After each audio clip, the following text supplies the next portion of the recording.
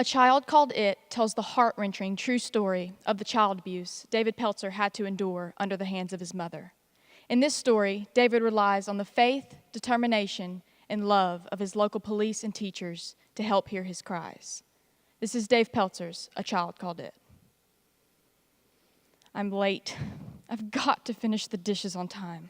Otherwise, no breakfast. And since I didn't have dinner last night, I have to make sure I get something to eat. Mother's running around yelling again. I can hear her stomping down the hallway. I dip my hands back into the scalding rinse water. Too late. She catches me with my hands out of the water. Mother hits me in the face, and I topple to the floor. I know better than to stand there and take the hit. I've learned the hard way that she takes that as an act of defiance, which means more hits. Or worst of all, no food. I regain my posture and dodge her looks as she screams into my ears. I act timid, nodding to her threats. Please, I say to myself, just let me eat. Hit me again, but I have to have food. Another blow pushed my head against the tile countertop. I let the tears of mock defeat stream down my face as she storms out of the kitchen, seemingly satisfied with herself. After I count her steps leaving, I breathe a sigh of relief. The act worked. Mother can beat me all she wants, but I haven't let her take away my will to somehow survive. Because I'm so late with my chores, I have to be driven to school. Before the station wagon comes to a complete stop, I dash out of the car. Mother tells me to return. Tell him you ran into a door. Then, in a voice she rarely uses with me, states, "Have a nice day." I look into her swollen, red eyes. She has a hangover from last night's stupor. Her once beautiful, shiny black hair is now frazzled and in clumps. And all this has become Mother's typical look. As I arrive at school, the secretary greets me with a smile. Moments later, she brings me to the office where we go through the normal routine. First, the nurse looks at my face and examines my arms. "What's that above your eye?" she asks. I nod sheepishly. "Oh, I ran into the hall door by accident." Again, she smiles and takes a clipboard from the top of the cabinet. "Right here," she points to the clipboard. "You said that last Monday, remember?" I quickly change my story. "Oh, I was playing baseball and got hit by a bat. It was an accident. Accident. Always supposed to say that one. But the nurse knows better. She scolds me, so I tell the truth. I always break down in the end and confess, even though I feel as if I should protect my mother. She counts the slash marks on my face. As she continues, she stops at the old scar on my stomach. "And that," she says with a deep swallow, "is where she stabbed you?" "Yes, ma'am," I reply. Oh no, I've done something wrong again. The nurse must have seen the look of concern on my eyes. She puts the clipboard down and hugs me. God, I tell myself, she's so warm. I don't want to let go. She pats me on the head. I flinch from the swollen bruise Mother gave me this morning. The nurse leaves and returns in a few moments with Mr. Hansen and 2 of my teachers. Mr. Hansen barks he's had enough of this. I almost leap out of my skin with fear.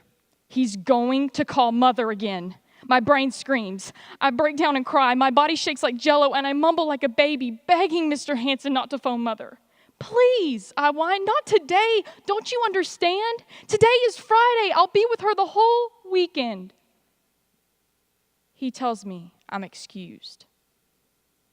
As I enter my classroom, all the students plug their noses and hiss at me because of my smell. Before I can take the seat, I'm summoned back to the office. The entire room lets out a howl at me, the reject of 5th grade. I run to the office, and I'm there in a flash. My throat is still raw and burns from last night's game Mother played with me, with the bleach. In front of me, sitting around a table, are the school nurse and a police officer. My feet become frozen. The officer asks that I tell them about Mother and I. I shake my head no. Too many people already know the secret, and I know she'll find out. I take a deep breath and reluctantly tell them about Mother and me. Then the nurse has me stand up and show the policeman the scar on my chest. Without hesitation, I tell them it was an accident, which it was. Mother never meant to stab me. I cry as I spill my guts, telling them Mother punishes me because I'm bad. I wish they would leave me alone. I feel so slimy inside. I know after all these years, there's nothing anyone can do. The policeman asks for my telephone number. That's it, I tell myself. They're sending me back to get it from her again. Mr. Hansen opens the door, and I can see all the teachers on their lunch break staring at me.